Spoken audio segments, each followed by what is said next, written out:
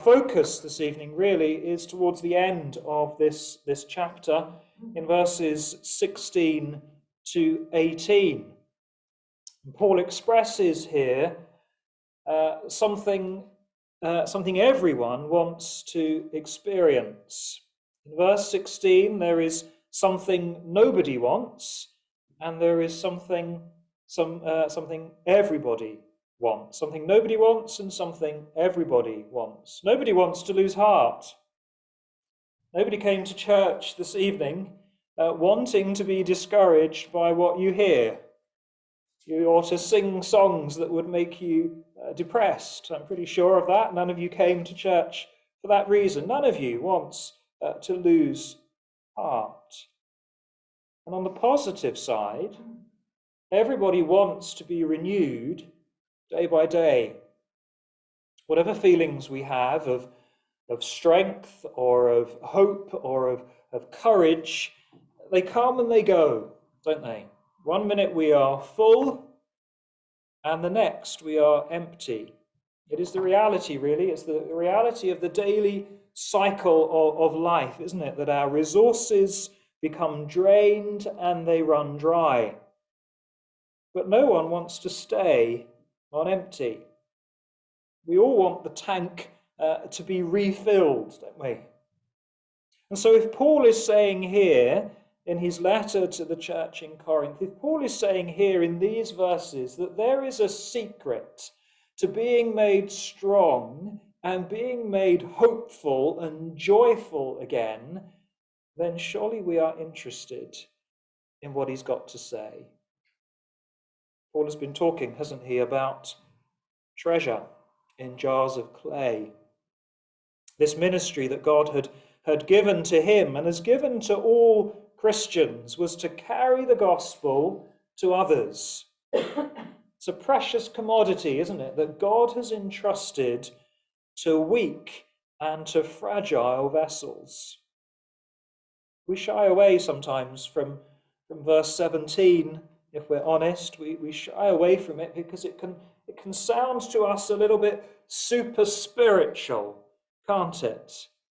When it talks about these light and momentary troubles, it sounds like the words of someone who doesn't really know how hard life's knocks can be.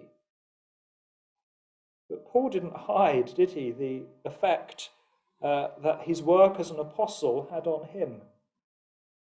Verses 8 to 12 that we read, they're pretty clear, aren't they? They're pretty clear about what it meant to him when it comes to that. Hard-pressed, perplexed, persecuted, struck down, always carrying around in our body the death of Jesus, always being given over to death. In chapter 1 of 2 Corinthians and verse 8, Paul says, "We do not want you to be uninformed, brothers, about the hardships we suffered in the province of Asia. We were under great pressure, far beyond our ability to endure, so that we despaired even of life." In other words, all these hardships had an effect on him, didn't they? Paul was old before his time. I look in the mirror sometimes and I see these grey hairs and I think, oh dear. Don't know why, it's always worse when I go to the hairdressers, whether it's the lighting in the hairdressers, and I think, boy, you look old. You look old. Paul was old before his time. There were, if you like, very obvious cracks and chips and scars in his jar of clay. But this wasn't the sum total of Paul's experience. Though outwardly he was wasting away, yet inwardly he was being renewed every day. Now outwardly, of course, we're all wasting away, aren't we? Christians and non-Christians. But only the Christian can say that we are being renewed inwardly day by day. Only the Christian can say that new joy and new strength is given every morning in spite of the exhaustions of every day. And this is especially true of those who, like Paul here, are worn out serving Christ. You know, there was a time, that verse I quoted for you, verse 8 of chapter 1, there was a time when Paul wanted his brothers to know that his suffering was a burden that was too heavy to carry. But now here in this passage that we read tonight, he calls it a light and momentary affliction in light of the eternal weight of glory to come. See, he's weighing two things, you see. He's weighing time and he's weighing eternity. He's weighing the seen and he's weighing the unseen. The word he uses in verse 8 of chapter 1 of 2 Corinthians, the word he uses for when he says we were weighed down so as to despair of life itself is the same root word that he uses here in verse 17, which the ESV, if you're using that tonight, the ESV translates as an eternal weight of glory beyond all comparison. In other words, one weight needs to be seen in the light of the other. I don't know about you. I don't know your circumstances tonight. I don't know how you've come to church feeling tonight. But if I know anything about my own heart, my own perspective, and as a bit of a glass half empty person, most of us are probably pretty familiar with the weights of this world that we face right now. But Paul would have us fix our eyes on the weight to come, the weight of glory. What about you? We think of glory sometimes, and it seems a bit sort of airy-fairy, doesn't it? A bit ethereal glory. It's something sort of there, but glory. But Paul calls it a weight.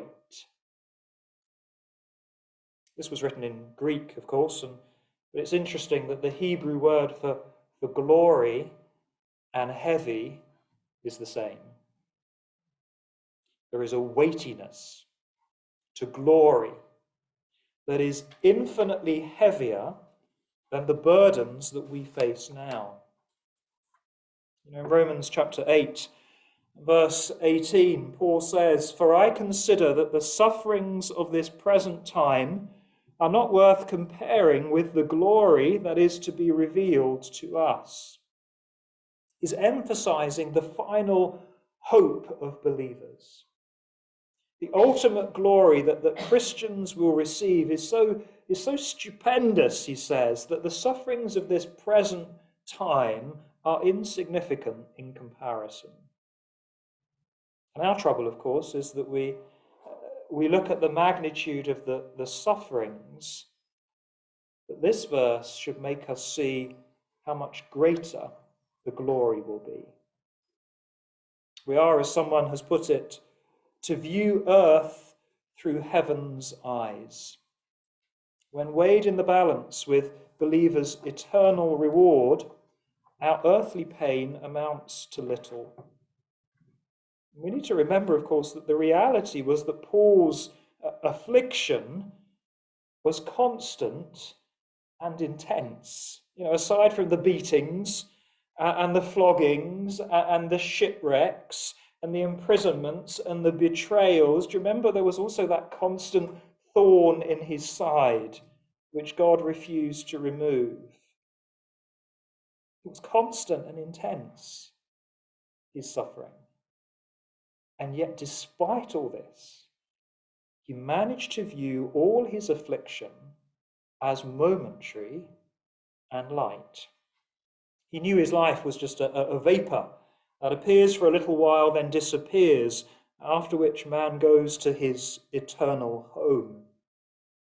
So what is required here is a change in how we look at things.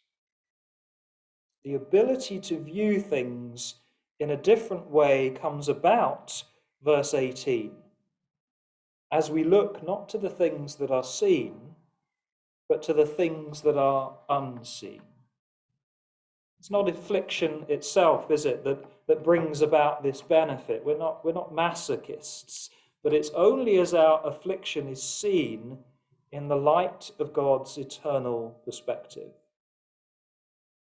So can I ask you this evening, what are you looking at or looking to? Paul isn't saying that we are to bury our heads in the sand. We are to have our eyes open to the sad state of our world, and it is in a sad state for some of our brothers and sisters tonight.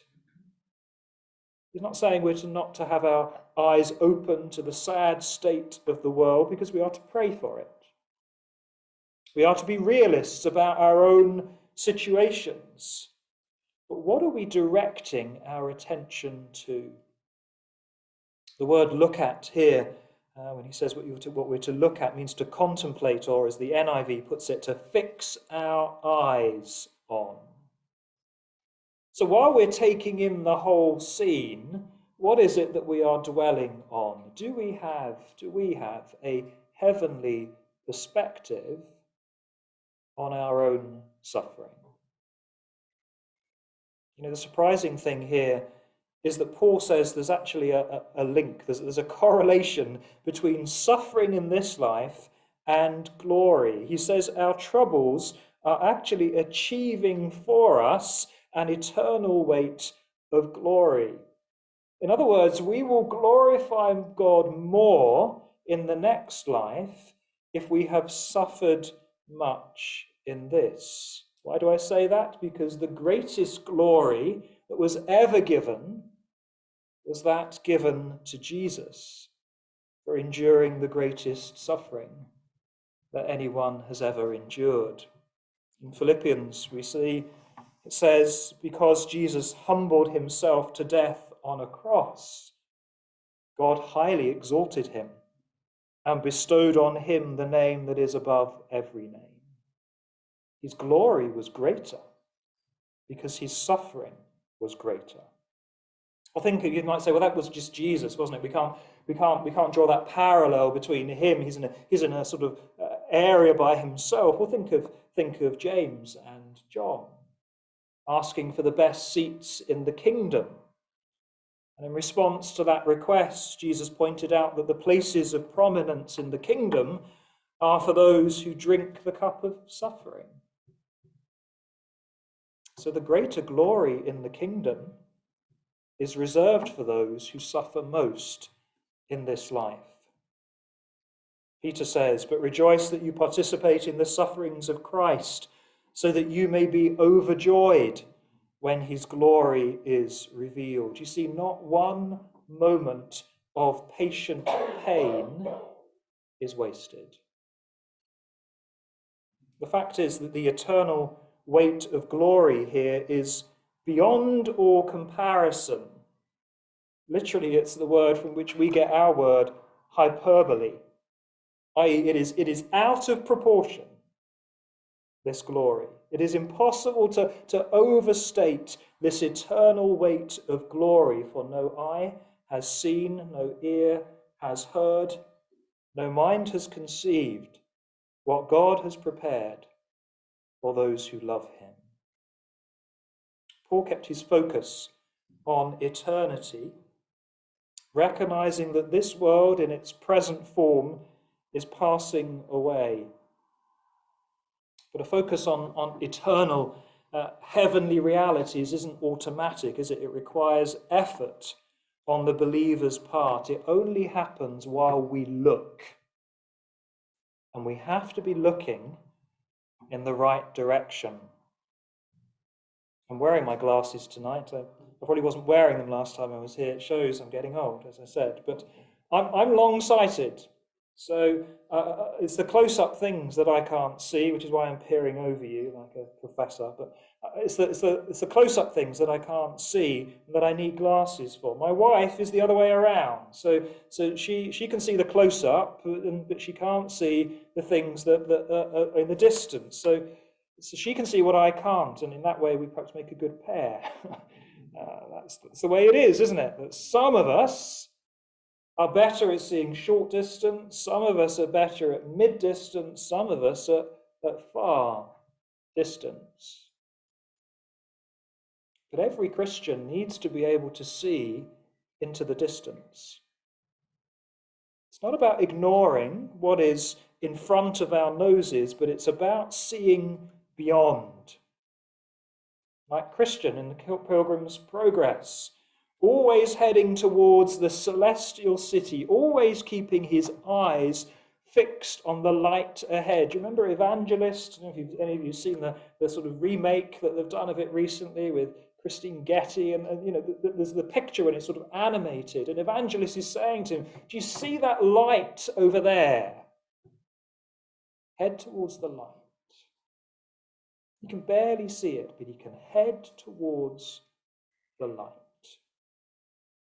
You see, we can either focus and fixate on the things that we see that are temporary and destined to perish one day, or we can focus on what will last. Calvin said, "Note well what it is that will make all the miseries of this world easy to endure. It is that we should transfer our thoughts to the eternity of the kingdom of heaven. If we look around us, a moment can seem a long time. But when we lift up our hearts heavenwards, 1,000 years begin to be like a moment." Of course, the best thing for us to focus on when we are thinking about what will last forever is God himself. He who is unseen because he is spirit, but whom Christ has made known to us by coming in the flesh. We are to fill our thoughts with Christ. So how do we sum all this up then? 4 things, very briefly, to sum this up. Paul does not lose heart because his affliction is momentary. Doesn't mean that it lasts 60 seconds. It means it only lasts a lifetime. It only lasts a lifetime, which compared with eternity is tiny. The believer's afflictions won't outlast this present life. We can say, I don't lose heart because my afflictions will end.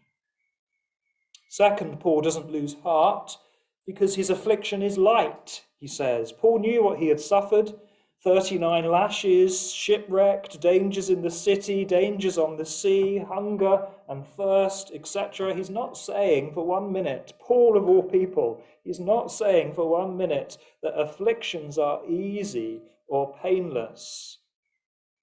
But he means compared to what is coming, they are as nothing, like feathers in the scale. Third, Paul doesn't lose heart because it's actually producing an eternal weight of glory. He's not just saying, well, first there's the suffering, first there's the afflictions, and then the glory. You have to sort of get through it. He's not saying that. He's saying that the afflictions actually help to produce the glory. As we said, not 1 moment of patient pain is wasted. And the last reason that Paul doesn't lose heart is because he sets his mind on the glory to come. John Piper says, God might offer you all the glory in the universe to keep you from losing heart and to renew your soul day by day. But if you never looked at it, nothing would come of it. So let us look. Let us look. Let us fix our eyes on these things. Even if our bodies are breaking down on the outside, the person that we are, if you're a believer here tonight, the person that you are on the inside is being renewed every day. May God bless his word to us this evening.